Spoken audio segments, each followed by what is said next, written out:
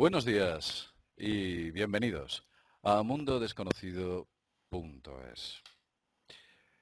En muchas ocasiones, lanzar un mensaje es complicado, por muchos motivos. Tal vez sea un momento en el cual tu mensaje socialmente no esté bien visto, o quizás sea un momento en el cual políticamente tu mensaje sea incorrecto, o tal vez ese mensaje que tú das te puede llevar directamente a la cárcel. Y eso es quizás lo que le ocurrió a un escritor norteamericano de origen alemán, el señor Frank Baum. El señor Frank Baum, en el siglo XX, a principios, muy a principios, de hecho fue en 1900, escribió una interesante novela, un cuento, un cuento con el que trataba de decir algo.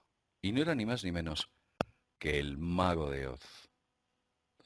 Para hablar de ese cuento y del mensaje secreto que lleva ese cuento, El Mago de Oz, algo muy poco conocido, tenemos con nosotros ni más ni menos que al doctor Felipe Botalla. ¿Qué tal, Felipe? ¿Qué tal te encuentras? Pues muy bien y muy agradecido como siempre por permitirme hablar de según qué temas en tu programa, ¿no? O sea que muy bien, la verdad es que sí.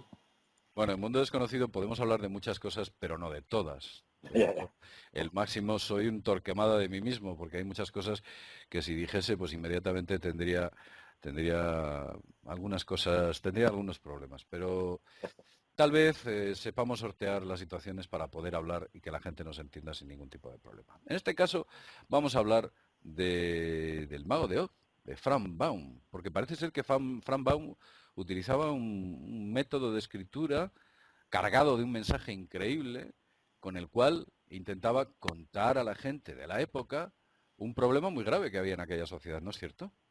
Bien, Frank Baum lo que hizo fue, vamos a ver, si rebobinamos decimos que los cuentos infantiles, los cuentos más conocidos, Blancanieves, en fin, toda esta historia, veréis que en el fondo siempre tienen algún mensaje. Normalmente es el bien contra el mal, en muchas ocasiones, si pensamos, ¿no? Lo que pasa es que está hecho de una forma aparentemente para niños, pero el mensaje es para cualquiera. Todo lo que hizo Frank Baum es hacer un cuento de niños, aparentemente, llamado El Mago de Oz, como tú comentabas. Y aquí me gustaría hacer una reseña porque el nombre es muy curioso. Claro, el Mago de Oz, ¿qué es Oz? Entonces yo me acuerdo que esto fue una cosa que me explicó mi padre ya en los años 60. Pues yo no sé, Oz, ¿qué quiere decir Oz? ¿no? Entonces me dijo que Oz es en inglés, es la onza. Oz. Es la abreviatura de la onza de oro o la onza de plata. Claro, el mago de la onza, digo, ostras, esto cómo es posible, ¿no? Claro, cuando te pones a leer el libro, porque el libro va mucho más allá que la película del año 39 con la madre de Liza Minnelli, ¿no? Con Dorothy en este caso. Y el Mago de Oz lo que hace es ser una crítica feroz al sistema, digamos, monetario en Estados Unidos en aquel momento. Tú lo has dicho muy bien, el libro fue editado en el año 1900, y el libro sobre todo destacaba la gran crisis que hubo en 1892, que se llevó por delante a muchísimos granjeros y a muchísima gente pues que trabajaba de una forma feroz, de una forma tremenda, y los bancos les quitaron todas sus tierras, sus granjas, todo. Se los dejaron, que ríete tú, a veces de la del 29. Entonces, que en esta parábola, porque casi podríamos llamar este libro una parábola, ¿no? Antes lo comentábamos, la parábola, pues, Mm. es una forma de explicar algo yendo por otros derroteros, De pero que hecho, la palabra lo dice, claro, es como describir un arco, ¿no? Y entonces decir, en vez de ir en línea recta, que quedaría muy claro, pues yo voy por la parábola, ¿no? Muchas veces, a ver, la parábola también se usaba para explicar cosas complejas a gente que a lo mejor no tenía una cultura muy elevada, ¿no? Era una forma de hacerlo también. Pero la parábola también puede ocultar según qué mensajes o según qué detalles, que si no estás en la onda, digamos, pues lo puedes perder, ¿no? Lo que pasa es que, claro, el libro de Baum, con el tiempo se ha ido viendo lo que en realidad representa. Total, cuando mi padre me dijo lo que quería decir lo de la onza, fue una cosa que siempre pues, me llamó la atención, ¿no? Y esto con el tiempo lo he ido trabajando y en el fondo el libro que explica, como he dicho antes, sería un poco ese ataque al sistema monetario basado en el oro y sobre todo los financieros y banqueros apátridas y mundialistas que manejaban los hilos ya entonces. Que esto estamos hablando del año 2015, pero ya entonces habían mundialistas y banqueros apátridas que estaban llevando las riendas de todo, ¿no? Y que querían que el oro fuese la base de cualquier intercambio, de cualquier valor y de incluso del trabajo, ¿no? Entonces, él lo que hace, pues es hacer una parábola sobre esto. Entonces, el Mago de Oz lo que representa es, a ver, ¿cómo decirlo? Sería un viaje que realiza Dorothy, en este caso, al reino de Oz para ver al Mago de Oz. Este es un poco el esquema, ¿no? Y O ver qué sea, mago de Oz pues les puede ayudar.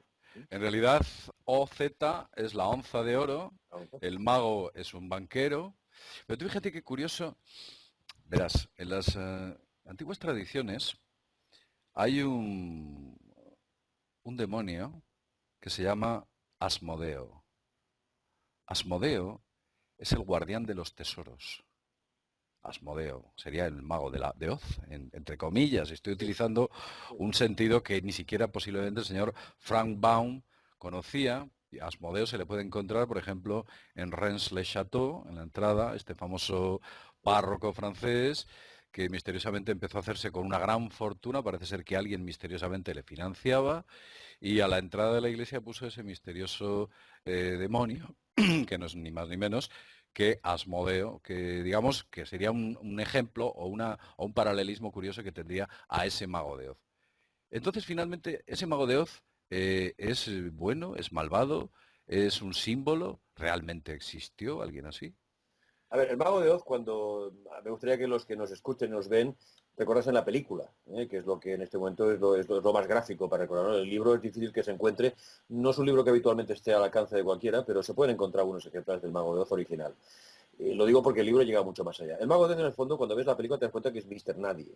Es alguien que está detrás de una cortina, con un megáfono enorme y con una especie de cámara que le filma la cara y que asusta a todo el mundo, pero al final es Mr. Nadie, ¿no? O Con sea lo que cual, todo es una ilusión. es una ilusión totalmente. Entonces, es alguien con el que se puede acabar enseguida, de alguna forma, ¿no? O sea, en el fondo es solo un tío nada más, ¿no? En la película y en el libro. Con lo cual, y esto sale reflejado, ¿no? Y es cuando al final, pues, a ver, si vamos por partes, veremos que la película empieza, como en el libro, si lo recordamos, empieza en blanco y negro, empieza en Kansas, en una granja. Si te fijas, ella está con sus abuelos. Los abuelos son una gente muy triste, muy apagada, es una gente pues que el mundo lo ve muy mal y tal, ¿no? De repente llega un torbellino, bueno, perdona, y con estos abuelos trabajan hay unos trabajadores que están ahí en la granja también. Mm. Total, que de repente viene un torbellino enorme, una especie de tornado, que se lleva a la casa, se lleva a Dorothy y la lleva hasta el reino de Oz, ¿vale? En el momento que llega el reino de Oz, dentro de la casa, de repente todo es en Technicolor, porque fue la primera película que ha sido en Technicolor prácticamente, año 39. Y claro, el cambio es brutal, pasar de un blanco y negro durísimo a un Technicolor fue una cosa espectacular en aquel momento, ¿no? O sea, la gente, bueno, fue una película que hizo historia, sin lugar a duda, ¿no? Sin lugar a duda. Y entonces cuando llega al reino de Oz, la casa de Dorothy aplasta a una bruja. Y se ven los pies de la bruja que salen por debajo, por debajo de la pared de la casa, una cosa. Mm. Y entonces aparece una hada buena, que es la hada del norte. Esto es importante, la hada del norte. Y entonces le dice que, bueno, que ella ha acabado con el hada del este. Perdón, con la bruja del este, perdón. Y entonces, claro, la bruja del este, ¿qué es la bruja del este? ¿Qué significa bruja del este? Claro, la bruja del este representa a todos los banqueros y Wall Street concretamente, que es la que atenazaba a la gente. Pues si te fijas, cuando llega al reino de Oz, los habitantes son enanos, porque es la gente que está presionada por los banqueros y por el crédito y por el oro. O sea, no pueden crecer, son pequeños. No pueden crecer, no pueden crecer. Y entonces reciben a Dorothy, bueno, como una heroína porque ha podido matar a la bruja del este, ¿vale? Entonces el hada le indica lo que tiene que hacer y entonces los habitantes de Oz le dicen que, bueno, tiene que llegar hasta la ciudad Esmeralda. La ciudad Esmeralda es el color del dólar, es el color verde del dólar, por ejemplo, ¿no? Y tiene que ir a través de un camino que es de color oro, que es el oro, que en el fondo es toda una ilusión, ¿no? Pero ella llegará digamos, las baldosas. O sea que ella representa, representa más o menos eso lo que llaman el American Wildlife, el hecho de llegar a esa fortuna o ese país de las oportunidades, Correcto, donde tú puedes, país de correcto. las oportunidades, que igual que Estados Unidos es Europa, y nos damos cuenta que todo es falso, las oportunidades solamente son de la oligarquía, Por de la supuesto. banca, de los poderes financieros, y ya está, y se acabó. Es un cuento, sí, sí, es un cuento chino. Lo que pasa es que ella, en el libro y en la película, representa lo que llaman los americanos la clean cut girl, ¿no? Es una chica limpia, una chica estupenda, una chica honesta, una chica decente, es una chica que no tiene maldad, es una chica que busca pues la bondad, o sea, es el paradigma de lo que pretendería ser una mujer americana en aquel momento, ¿no? Mm. Total, que entonces bueno, despiden a Dorothy en su camino hacia la Esmeralda, estos tíos pequeños, que repito, están aplastados por el sistema, y entonces ella se pone a caminar. Y entonces mientras camina, se va encontrando una serie de personajes, ¿vale? Ella primero se encuentra con el espantapájaros. El espantapájaros representa, fíjate que el espantapájaros busca un cerebro. ¿Por qué? Porque no puede pensar. Y el espantapájaros representa a los campesinos que han sido saqueados por el sistema bancario y por el oro. Entonces necesita un cerebro para pensar y poder darse cuenta de lo que en realidad son esta gente, ¿no? Sí, Y porque aquella gente vivía en una gran claro, ignorancia y además la absolutamente. paja, el hecho de ser un espantapájaros, Sí, sí, es un sí. símbolo latente de ese tipo No, de... no, del campo, por supuesto, y no tiene cerebro, y él tiene un cerebro para pensar, ¿no? Y para que no le vuelvan a engañar. Total, que se une en el viaje con Dorothy. Van caminando y se encuentran al hombre de hojalata, que es un hombre que está oxidado, que está en un rincón, que apenas puede moverse. Y el hombre de hojalata representa al trabajador que está a pie de máquina, en zona industrial, desangelada, sin alma, totalmente frío, que no tiene corazón, que es lo que quiere es un corazón, Mm. fíjate en el libro, ¿no? Entonces engrasan al hombre de hojalata y el hombre pues empieza a mover total y entonces ella explica hacia dónde va y pues él les acompaña por O sea, supuesto. que uno busca el conocimiento, otro busca la espiritualidad Por supuesto, y... en este caso, y entonces se encuentra con el león, que el león es el pueblo, o sea, puede rugir fuertemente, pero le falta valor. O sea, el león lo que quiere es fuerza y es valor, que no tiene en ese momento, ¿no? O sea, tiene potencia, pero no es capaz de llevar adelante sus sueños de alguna forma, ¿no?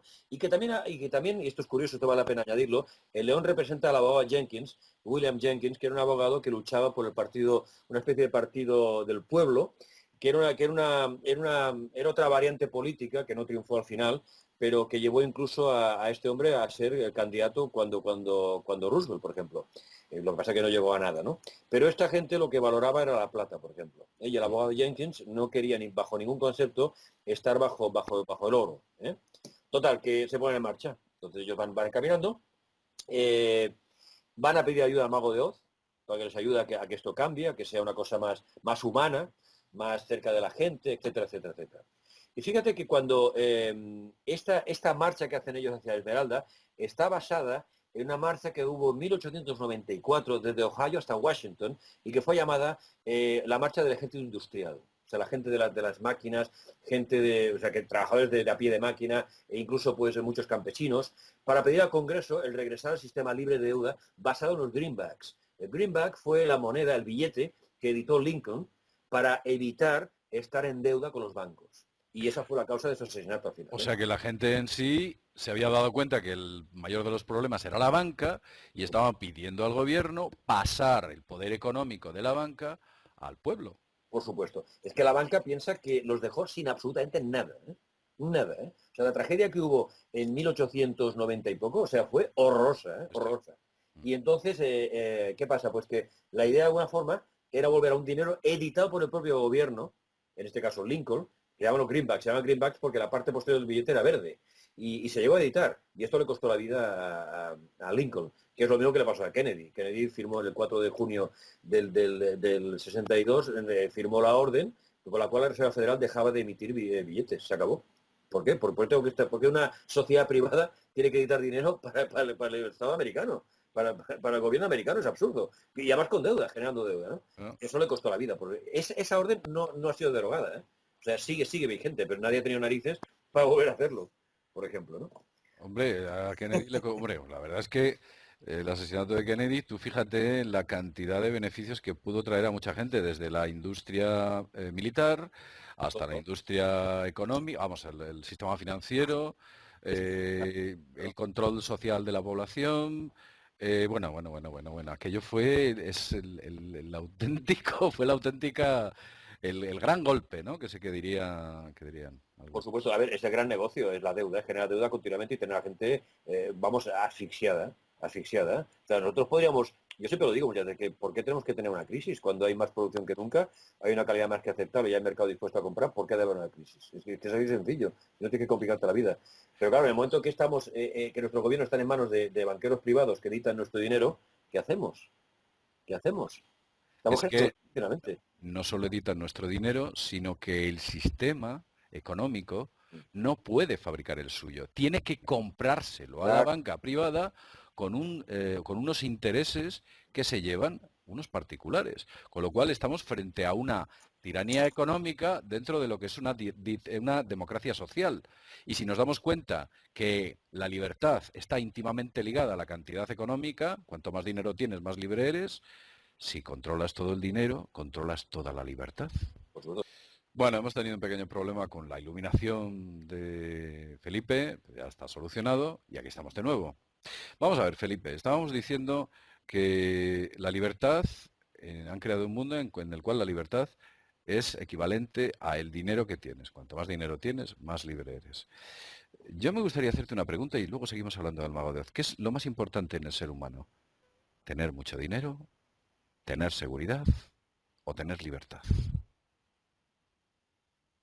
Yo diría que en este momento esto está mezclado. Entonces la libertad pues pasa por la seguridad y pasa por el dinero. Es decir, yo creo que de forma natural pues tenemos que tener nuestra seguridad propia y tener nuestro dinero y tener nuestras capacidades y no depender de nadie de alguna forma. De hecho, y una cosa que hemos comentado sería que, a ver, el hecho del control sobre el dinero, yo diría que es la forma más sofisticada de controlar a la gente. Y de hecho, fíjate que ya se habla de que el dinero en efectivo va a desaparecer. Mm. Porque en el momento que tengo dinero en efectivo, yo puedo hacer lo que me da la gana y no te doy explicaciones a nadie. Sin embargo, en el momento que utilizo una tarjeta de crédito, yo estoy dejando un rastro de alguna forma. Y quien sea, no lo sé, es capaz de saber pues lo que estoy comprando, cuándo lo compro, qué compro, por qué, en fin, dónde estoy, todo, lo saben todo, hora todo, lo saben todo perfectamente de mí.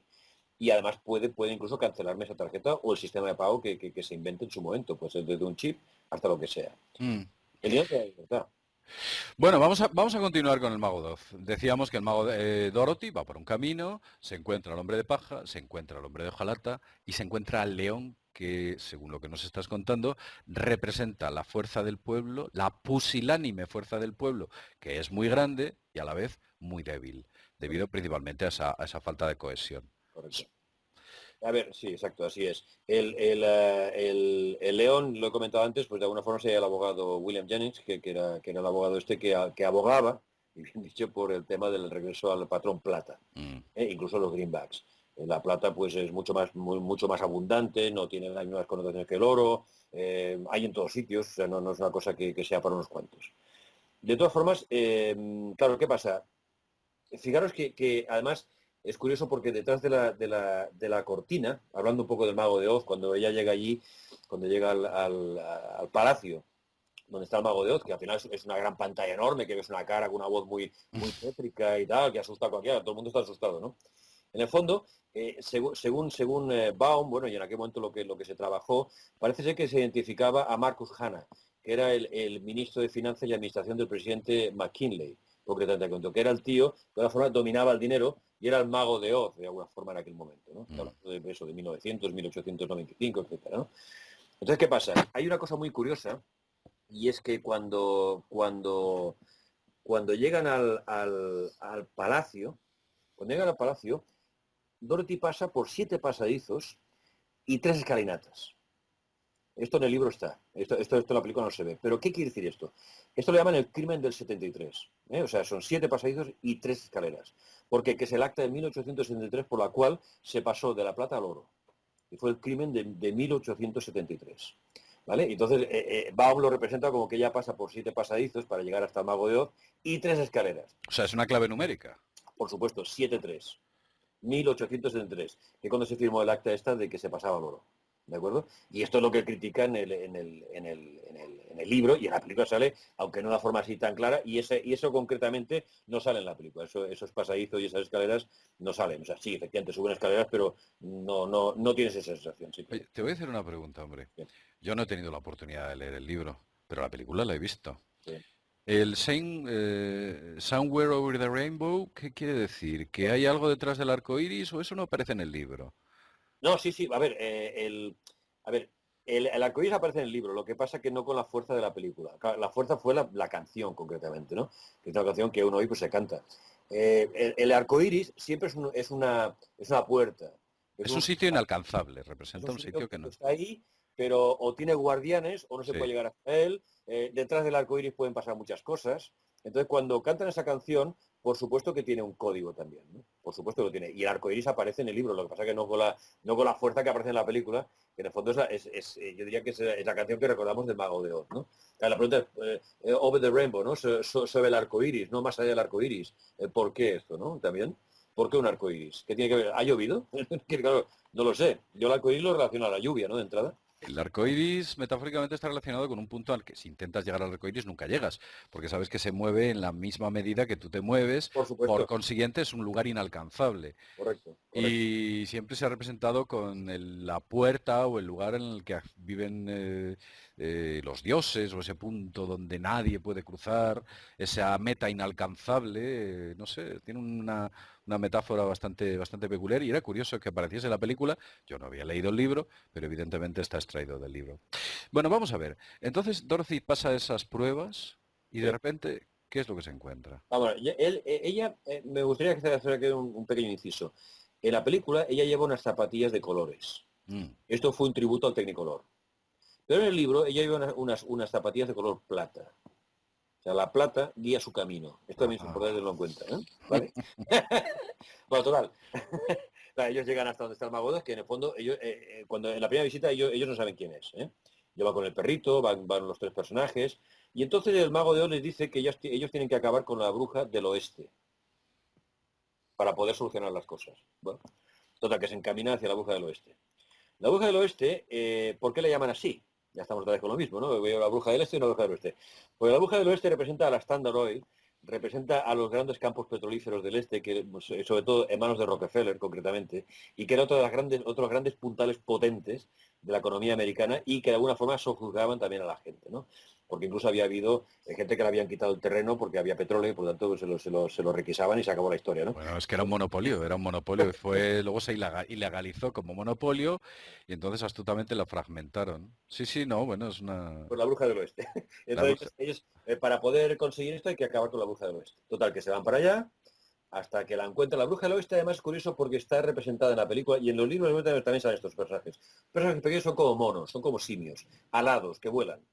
Entonces, claro, ¿y estos tíos quiénes son? ¿No? Los simios representan a los orientales, que por un lado habían hecho toda la línea férrea que iba de una costa a la otra, la Union Pacific que se llamaba, que Mm. habían sido trabajadores chinos y japoneses, y luego también representaba a los filipinos, porque el presidente McKinley no quiso dar la independencia a los filipinos. Y están también aplastados y están bajo la dominación de la bruja del oeste. Son como unos siervos de esta bruja, concretamente. La bruja además acaban con ella muy fácilmente, con un cubo de agua, representando que el agua puede limpiarlo todo, y al final el agua es una gran fuerza, ¿no? Una fuerza motriz tremenda, y la bruja cuando le cae el agua encima se convierte en nada, o sea, se deshace, digamos, ¿no? Mm.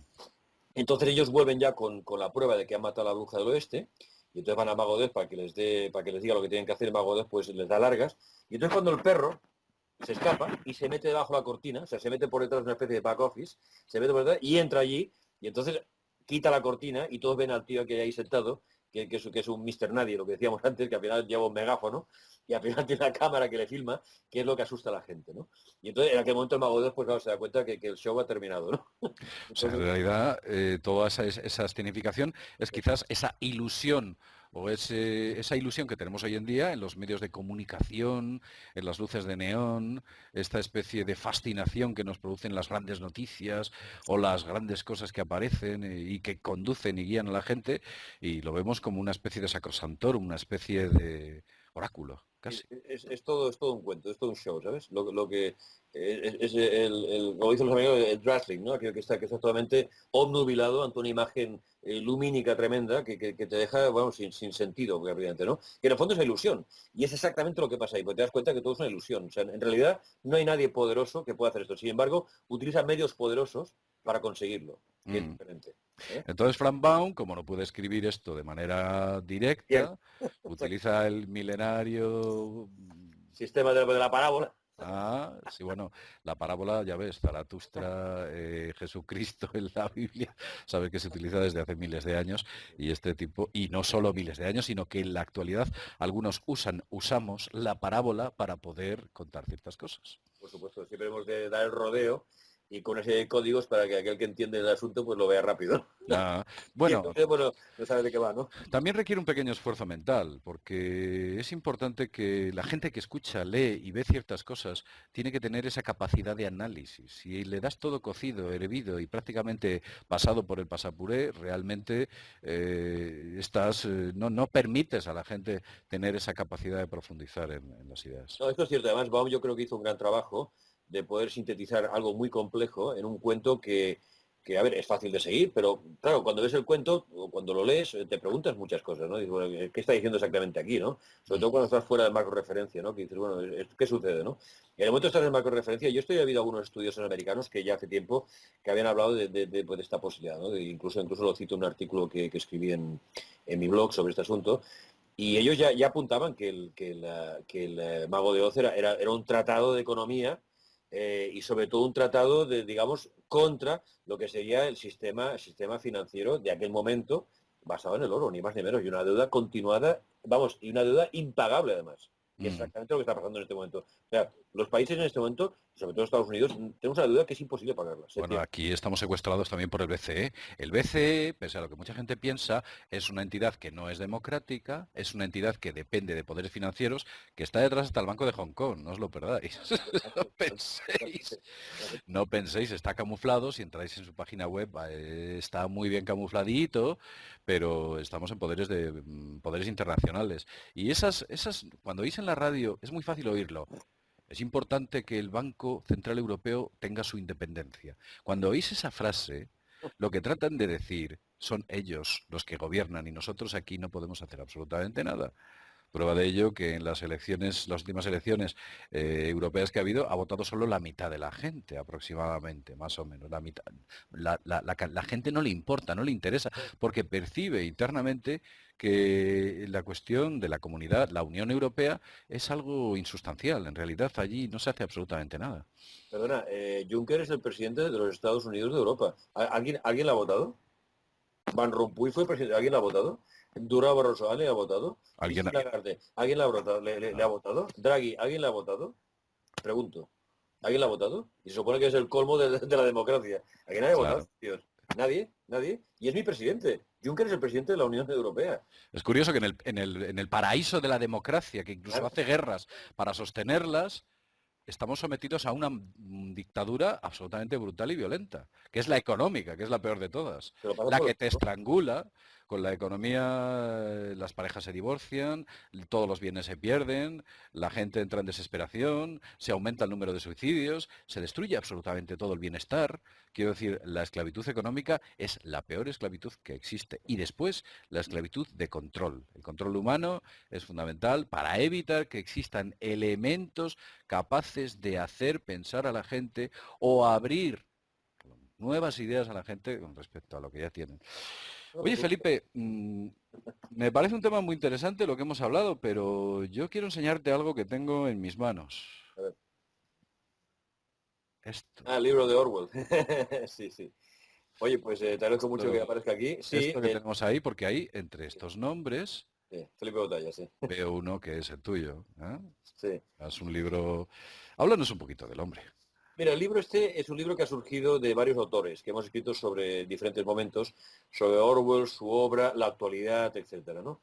Orwell yo creo que está más vigente que nunca y creo que desgraciadamente se quedó corto. Se quedó corto. Él hizo una especie de idea de lo que sería el futuro, lo escribió en 1948, de ahí 1984, o sea, el año lo pone al revés. Él muere en el año 52 y yo siempre he creído que su libro venía a ser una especie de pedir perdón por lo que se venía, porque él de alguna forma tenía acceso, tuvo acceso en su momento a datos de lo que podría llegar a ser el futuro, ¿no? Y repito, se quedó corto, ¿no? Entonces lo que hemos hecho en este libro ha sido pues varios autores, entre ellos estoy yo, por supuesto, pero que hemos intentado, a través de artículos que hemos hecho, incluso cosas nuevas que hemos escrito para el libro concretamente, intentar dar una idea de lo que fue Orwell, de lo que fue su libro, y sobre todo en 1984 concretamente, ¿no? Con el Gran Hermano, que en realidad el Gran Hermano, Big Brother, se traduce como el hermano mayor, ¿eh? No Gran Hermano. Esto es una traducción errónea que se hace en inglés. Es hermano mayor. El hermano mayor te vigila, ¿no? El hermano mayor, que es, evidentemente hace referencia al Estado. Además, el intrusionismo del Estado cada vez nos damos cuenta que es mayor, cuando el Estado lo único que tiene que es velar por nuestras libertades, nuestros derechos, cuidar de nosotros, protegernos, cuidarnos en la salud. Eso es lo que tiene que hacer un Estado. Pero lo que no tiene que hacer un Estado es intrusismo dentro de nuestra vida privada. Eso no lo debe hacer. Es que piensa una cosa, en este momento es muy difícil no ser delincuente. ¿Tú sabes la cantidad de cosas prohibidas que hay? Que bien sabemos. O sea, es muy No, difícil no ser un delincuente. esta mañana caminaba por la calle y me observaba los vehículos que estaban aparcados. Y entonces me daba cuenta que uno estaba fuera de la ley porque su matrícula estaba doblada, no puede estar doblada. Otro estaba fuera de la ley porque no tenía puesto el ticket del aparcamiento vigilado. Otro estaba fuera de la ley porque había pisado la línea continua en la de la zona del aparcamiento, no estaba bien. Otro estaba fuera de la ley porque hay una normativa que dice que hay que aprovechar los espacios y estaba mal colocado. O sea, realmente me di cuenta que prácticamente todos los coches que había en la calle estaban fuera de la ley. Cuando analicé incluso las matrículas, algunas de ellas, la zona, la banda azul donde pone Europa, no puede estar borrada. Y sin embargo, en algunos, debido al uso, estaba un poco borrada. Esos también están fuera de la ley. Y estoy hablando de un vehículo. Cuando me observo a mí mismo, quizás, pues por pequeñas cosas, puedo estar absolutamente fuera de la ley. De hecho, en estos momentos creo que son más de 100.000 leyes las que hay en este Sí, país. Por tanto, el axioma de el desconocimiento de la ley no exime el delito es imposible o impracticable debido a la enorme cantidad de leyes que hay en estos momentos, que son abusivas. Creo que en Italia hay un escritor italiano, ahora no me acuerdo del nombre, escribió un libro hablando de las 750.000 leyes que había en Italia. O sea, en Italia, quiero decir, nosotros todavía podemos llegar muy lejos. Ellos están en 750.000 leyes. Entonces, Felipe, esto es la criminalización del ciudadano medio. Y los criminales no están en casas normales, con gente normal, con sus hijos, su trabajo, su familia. Ahí no están. Los criminales, y lo he dicho muchas veces, quizás están sentados en mesas, enormes mesas de maderas nobles, asientos de cuero impresionantes y que por supuesto nos miran a todos nosotros con un alto grado de desprecio. Quizás ahí estén. Y sin embargo no hay leyes. No hay leyes que los... ¿Qué te parece a ti esto? A mí que me parece, pues que, vamos a ver, con una pluma estilográfica puede ser más violento que con un cañón. No lo olvides Sí, nunca, ¿eh? Y puede hacer más exactamente. daño con una pluma estilográfica que con un cañón. Eso lo decía Ah, Shakespeare. Sí. claro. La pluma vence a la espada. Tú haces una firma determinada y acabas de fastidiar a un montón de gente, tranquilamente. Y sin que se Eh, note además. Y además te lo venden por tu seguridad y porque a ver, partimos de la base que el ciudadano es culpable mientras no demuestre lo contrario, ¿no? Así que claro, sí, siempre sí. es culpable, o sea, como mínimo sospechoso. Y de ahí a culpable hay un paso. Entonces, estoy de acuerdo, o sea, tú en el momento que te mueves, bueno, en 750.000 leyes, o sea, yo creo que no hay nadie que se lo sepa. No se sabe ni las nuestras, un juez no puede saber 100.000 leyes. Es imposible. ¿Qué quiere decir? Que yo puedo estar sentado y estoy a lo mejor incumpliendo la ley. Puedo estar sentado. Puedo estar de pie caminando, usted no puede caminar por aquí, tiene que ir por aquel lado. Es continuo. Cualquier cosa te puede multar, cosa ya absurdas y ridículas, ¿no? Claro. Entonces, Había una frase del cardenal Richelieu que era, ¿sabes cuál voy a decir? La de, dadme 4 líneas escritas por el hombre más honrado de Francia y tendré motivos suficientes para encerrarle. bueno, Pues esto es lo mismo. Prácticamente solo va a llegar un momento en el cual en medios como Internet y otros sitios vas a poder hablar de gatos, del perro, de juegos por ordenador. Vas a poder hablar de 4 cositas, pero se acabó. JL, y dentro de un orden, de según qué gatos hables, cuidado, ¿eh? Mete la carta también. Hay que hablar de según qué gatos. Entonces, se le permite hablar de este tipo de gatos. Otros no. Claro, es que puede llegar al absurdo, que es lo que estamos en una sociedad de absurda. ¿Eh? Es una sociedad totalmente absurda que está dirigida por, yo creo que por psicópatas, ¿no? En el fondo yo Sí, veo tranquilamente, creo que hay un elemento de psicopatía muy fuerte entre lo que nos mandan, ¿eh? Yo cuando veo la cara de según qué gente, la Christine Lagarde, cuando veo a Juncker, cuando veía en su momento a Van Rompuy con aquella cara afilada y el Durao Barroso, estos tíos son psicópatas, o sea, que sí, tiene sí, que ser sí, un sí. manicomio. Pero vamos, Haz la seguro. personalidad afila los Son, rasgos. son, son seguros, o sea, seguro. O sea, es imposible que esta gente sea gente normal. Pero ahora ya en su vida normal, ya me alejo de su cargo. O sea, en su vida normal no pueden ser normales estos tíos. O sea, algo hay en ellos que es malvado por sistema, ¿no? O sea, Bueno, uno de los grandes psicólogos del mundo que estudia la psicopatía, concretamente, quien dice que es una enfermedad, no me acuerdo ahora cómo se llama, quizá Hates, algo así, no recuerdo Hate muy es bien. odio, ¿eh? ¿Eh? Hate es odio en inglés. Hate. Sí, no recuerdo ahora muy bien el nombre. Bueno, no recuerdo ahora muy bien el nombre de este psiquiatra. Este hombre lleva toda la vida investigándolo. Robert Harris. Harris, sí. Se llama Robert Harris y lleva toda la vida investigándolo y él descubre que la psicopatía no se puede curar. Él hace el famoso test de Harris, el test de Harris, con el cual es un test de una serie de preguntas, se descubre al psicópata. Es una maravilla de test en el cual si das cierta puntuación, vamos, lo Eres tienes, psicópata. eres un psicópata. Pues este señor, el señor Harris, eh, un buen día es propuesto para hacer este tipo de test a juntas ejecutivas de distintas empresas internacionales a nivel mundial. A ver qué tipo de perfiles se escondían entre los altos ejecutivos de esas. Bueno, el porcentaje que había de psicópatas en altos cargos era alucinante. Quiere decir que como el psicópata no tiene sentimientos y ese factor no le vincula, pisar a alguien, escupir a alguien o machacar a alguien para ascender no le supone ningún trastorno moral. Entonces, alguien que es una persona con unos valores y un código deontológico honesto, no es capaz de machacar al que tiene al lado. Para él es muy difícil destruir a su compañero. ¿Qué ocurre? Que la psicopatía es muy posible que esté en las altas cumbres de los principales puestos económicos, políticos, militares, etcétera, etcétera, etcétera. Nos encontramos o estamos en un mundo dominado por este tipo de perfiles. Yo te lo puedo decir por experiencia propia, que he trabajado en bastantes empresas, he conocido muchos directores generales y gente de consejos de administración, y es gente que deja mucho que desear, ¿eh? O sea, entra de lleno en el perfil este de psicópata, o gente que no tiene escrúpulos de ningún tipo, y gente que ha llegado allí porque ha aplastado a quien ha hecho falta, así de claro, y están allí, pues mira, porque son así, son implacables, ¿no? Entonces no tienen ningún tipo de vinculación con nada, llevan a la suya. Es así, es así. Entonces, por eso te digo que yo cuando veo estos políticos de todos los colores y de todos los países, ¿eh? O sea, no me Sí. estoy refiriendo, no. Claro, es que yo me empiezo a cuestionar, ¿esta gente quién es? Y esta gente, o sea, me está dirigiendo, o sea, está llevando mi vida, tengo mi vida en sus manos, de alguna forma. Entonces, todo aquello que ellos decir me está afectando. La pregunta es, ¿en base a qué en qué se han basado para tomar esa decisión que me está afectando? ¿Por qué? ¿Por qué? ¿Por qué? Y- sí, Una mujer como Christine Lagarde, esa mujer es absolutamente, es una psicópata, tía. Solamente viendo la cara ya ves que es peligrosísima esa Bueno, y mujer. las medidas que está tomando y las presiones que se hizo sobre, por ejemplo, países como Grecia u otros, Por ha sido favor, absolutamente demencial. por O favor. sea, si es que cada decisión que toman están dañando no a cientos de miles, a millones de personas. Están destruyendo puestos de trabajo, están destruyendo vidas, están acabando con el futuro de No, mucha gente y, por supuesto, con el futuro de los jóvenes que vienen. Y, claro, sin embargo, lo hacen sin temblarles la mano. claro, Y encima te dicen que es por tu bien. O sea, claro. es el cinismo más absoluto que pueda existir. Totalmente, no. ¿Qué hicieron en Chipre? Se metieron ahí en el banco chipriota y se llevaron todo el dinero de la gente, pero así de claro, sin ningún problema. Así fue, así fue. Pero se llama robo. Y aquí con las preferentes, ¿qué se ha hecho aquí? ¿Eh? Lo mismo. Se ha legislado contra ese tipo de actuaciones en las cuales un banco decide coger tu dinero que nunca podrás rescatar. ¿Tú te imaginas? Eso es un robo, se llama robo. Es que además, si das la vuelta, encima soy yo el que tengo que rescatar a los bancos.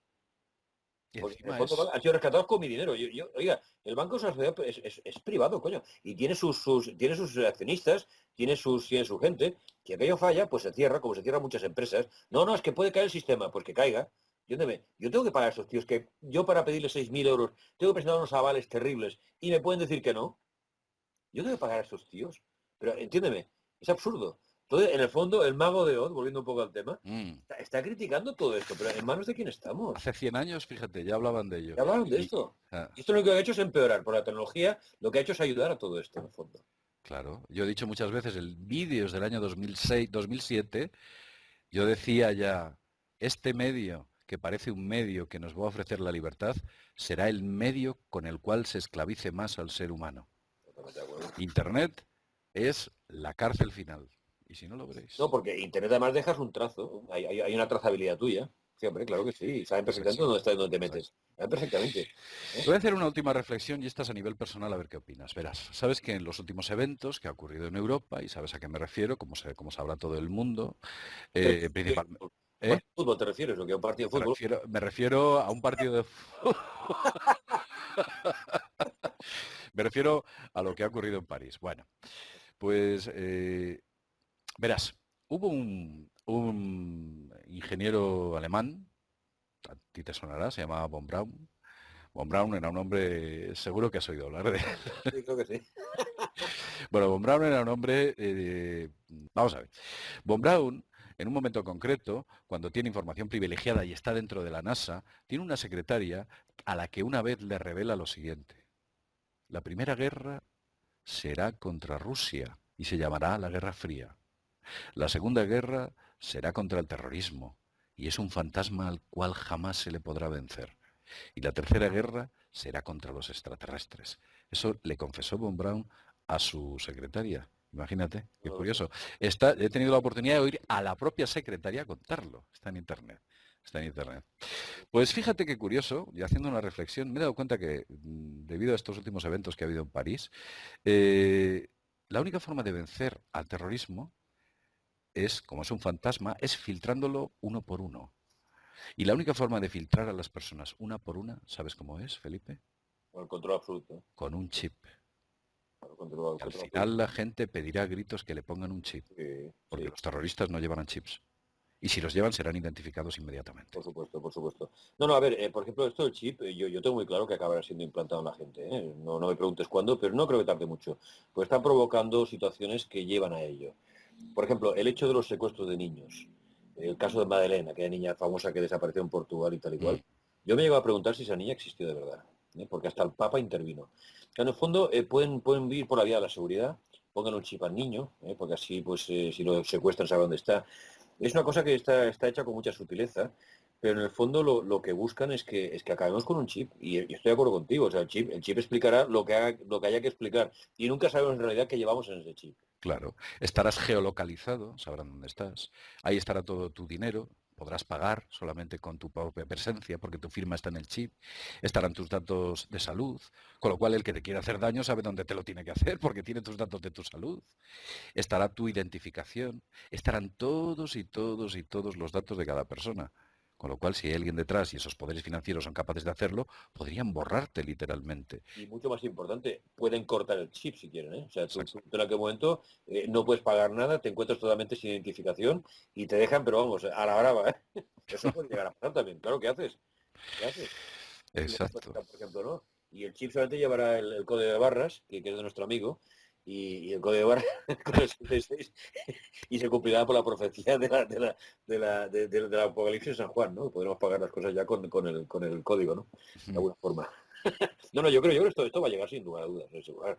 Y la gente se lo pondrá con alegría, que verás tú. Yo cuando veo aquella frase telefónica, cámbiate el chip, en el fondo ya empiezan a hablar del chip como un elemento que, bueno, está ahí, y ¿por qué no llevarlo, no? Y cámbiatelo, cambia el chip, cambia la idea, cambia esto, cambia aquello, póntelo. Sí, sí, sí. Creo que es muy sutil, ¿no? Pero la publicidad ya está tocando el tema del chip. Sin querer, pero queriendo, ¿no? Sí, sí, esos eslóganes curiosos. Recuerdo un eslogan en un banco, no voy a decir el banco, por no hacer publicidad, porque ya sabes que la mala publicidad no existe. Bueno, pues recuerdo un eslogan en un banco que ponía, te queremos por tu interés. Y la verdad es que lo clavó, porque es el interés lo que quieren, pero el económico. El interés. No, no, no, yo te pongo otro ejemplo, hubo un tema de cámara oculta que fue muy divertido, de un banco estos que tienen cartel, le damos dinero sin problemas, tal y cual, ¿no? Y se presenta un tío allí con cámara oculta al jefe de la sucursal de turno. Mire, yo venía a pedir pues este préstamo y tal, bueno, y usted trae un aval. No, bueno, mi alegría, mis ganas de trabajar, mis ideas. No, no, usted tiene que traer un aval. Oiga, pero ahí no pone eso. Bueno, sí, ahí pone eso, pero usted tiene que traer un aval. Oiga, pero yo tengo no sé, con muchas ganas de trabajar, tengo grandes ideas. Ya, ya, pero usted tiene que traer un aval. O sea, ahí quedó claro que el interés que tú comentas, ¿no? Mira, a mí déjame de historias y traiga aval. Y si usted no puede pagar, pues le trincaré lo que sea a quien sea, ¿no? Sin problemas. Siempre es lo mismo, siempre es el mismo cuento. Bueno, Felipe, pues nada, llevamos más de 40 minutos hablando. Llevamos mucho tiempo, espero que la gente se lo haya pasado bien. La verdad es que cada vez que hablamos contigo nos reímos mucho porque utilizamos esa demagogia que nos obligan a utilizar porque ellos la utilizan con nosotros y evidentemente les respondemos con las mismas ganas e intenciones con las que ellos intentan atacarnos por utilizar un término suave, ¿eh? Sí. Sí, sí, sí. Piensa que el humor es muy peligroso para el sistema. Mm, Hablo del humor inteligente, el humor, digamos, la ironía y la sátira. Yo no hablo del humor zafio ni el humor vasto que corre en este momento por el mundo, ¿no? sí. El humor bien pensado es un peligrosísimo para el sistema, peligrosísimo, peligrosísimo, ¿no? Y es algo que les hace un daño terrible. Entonces no quiero un humor bien hecho, en absoluto. Es que todo es zafio, ¿eh? Fíjate, todo es muy zafio. Sí, así es. Felipe, pues nada más agradecerte que estés aquí con nosotros Aquí. y más adelante quizás te volvamos a ver por aquí de nuevo. Pues te lo agradeceré mucho y oye, vuelvo a repetir, gracias por tu generosidad, como siempre. ¿Eh? Gracias Y ya lo sabéis, como siempre os digo, desde mundodesconocido.es nos vemos en el próximo videoprograma. Hasta pronto.